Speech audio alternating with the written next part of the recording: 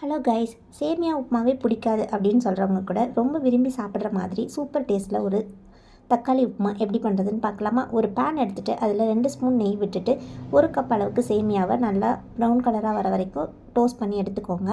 அதே பேனில் 2 spoon oil விட்டுட்டு கடுகு, உளுத்தம் பருப்பு பொரிஞ்சதுக்கப்புறமா கொஞ்சமாக கடலைப்பருப்பு, 2 பச்சை மிளகாய், வெங்காயம், கருவேப்பிலை, தக்காளி, 2 பெரிய சைஸ் அளவு தக்காளி ஆட் பண்ணிக்கோங்க. எல்லாம் சேர்த்து நல்லா வதக்கிட்டு தேவையான அளவு உப்பு, கொஞ்சமாக மஞ்சள்தூள், 1 ஸ்பூன் அளவுக்கு மிளகாய்த்தூள் ஆட் பண்ணிவிட்டு நல்லா வதக்கிக்கோங்க. 1 கப் சேமியாவுக்கு 1.5 கப் அளவுக்கு தண்ணி ஆட் பண்ணிக்கோங்க. தண்ணி நல்லா கொதித்து வந்ததுக்கப்புறமா நம்ம வறுத்து வச்சுருக்கிற சேமியாவையும் அதோடு ஆட் பண்ணிவிட்டு ஸ்லோ ஃப்ளேம்லேயே வச்சு குக் பண்ணுங்கள். நல்லா கிளறி விட்டுட்டு ஒரு 5 மினிட்ஸ் மூடி போட்டு மூடி வேக விடுங்க. அவ்வளோதான், ரொம்ப டேஸ்டியான தக்காளி உப்புமா ரெடி. கண்டிப்பாக ஒரு முறை ட்ரை பண்ணி பார்த்துட்டு எப்படி இருந்ததுன்னு கமெண்ட் பண்ணுங்கள். மறக்காமல் நம்ம சேனலை லைக் பண்ணி சப்ஸ்கிரைபும் பண்ணிடுங்க. நாளைக்கு ஒரு வீடியோவில் சந்திக்கலாம். பாய்.